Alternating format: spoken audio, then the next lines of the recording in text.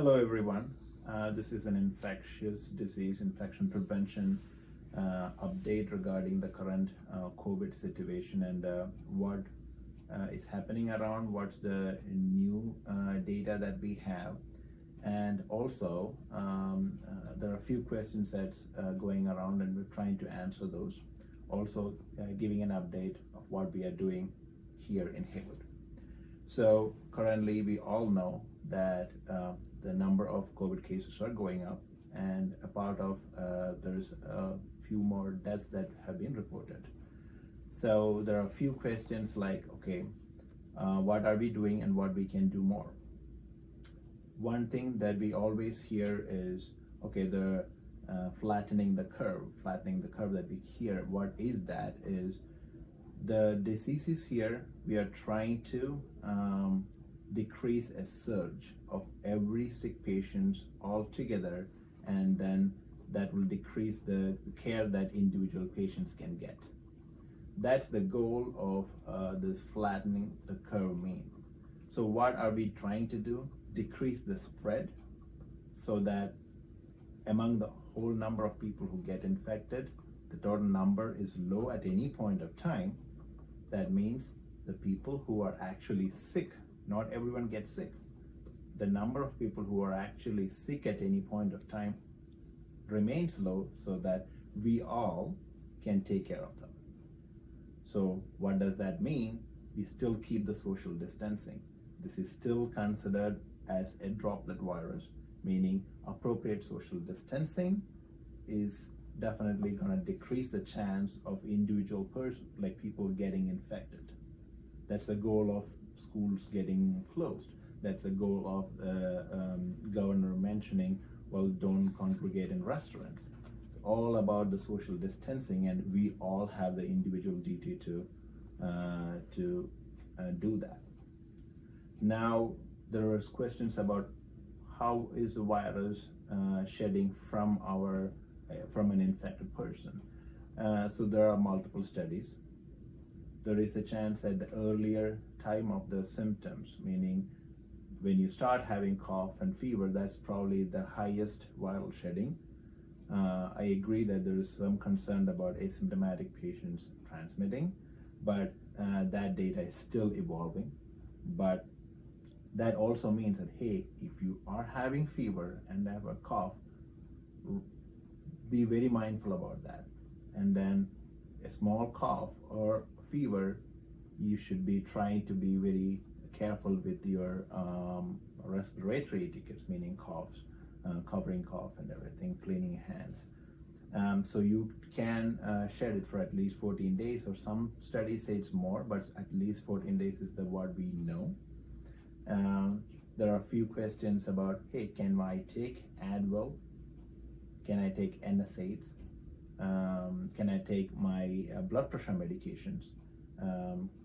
So as of now, WHO or CDC kind of suggests, okay, we should try to avoid NSAIDs if possible. There is no recommendation that you should stop your blood pressure medications.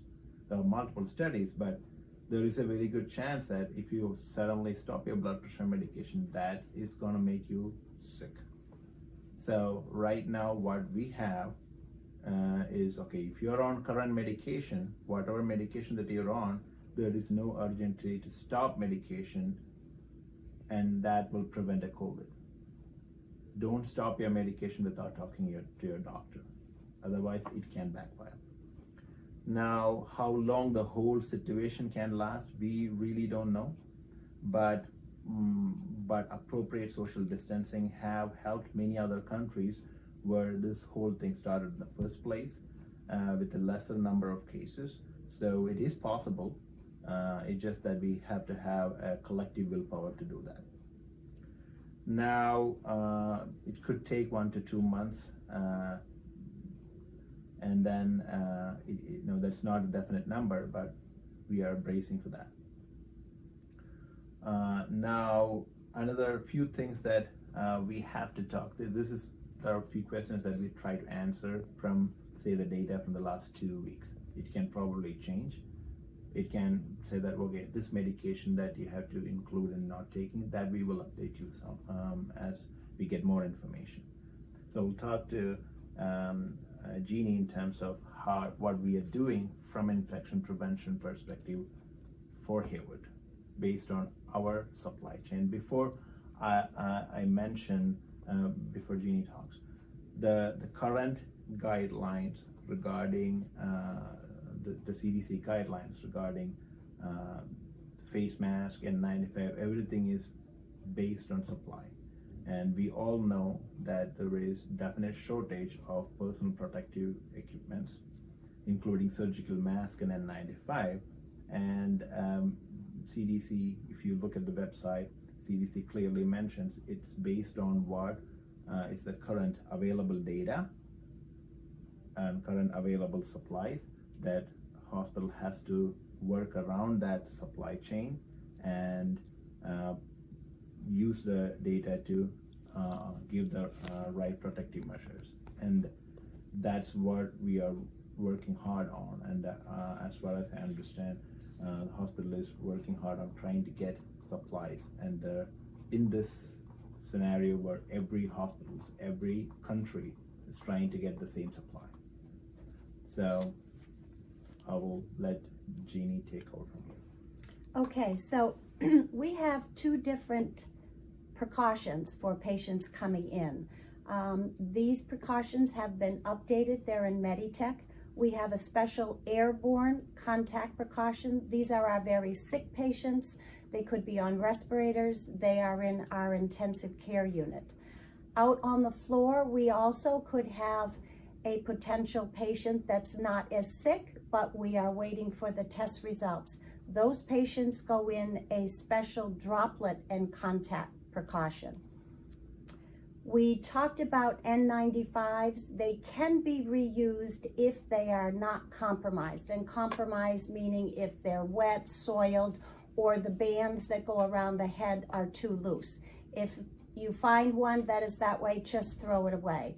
When you come out of a isolation room, and your mask is the last thing to come off, we ask that with your gloves on, you wash your gloves with the waterless soap. Then you remove the mask. If it's still intact, you can put it in a brown paper bag for reuse.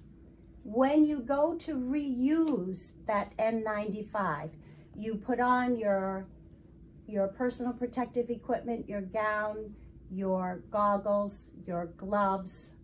When you put on the N95, then I ask that you remove those gloves and put on a fresh pair to go into the room. We have enough goggles that if you are caring for a patient and you are using goggles, they become yours. They can be wiped down with alcohol. That is effective at cleaning the goggles.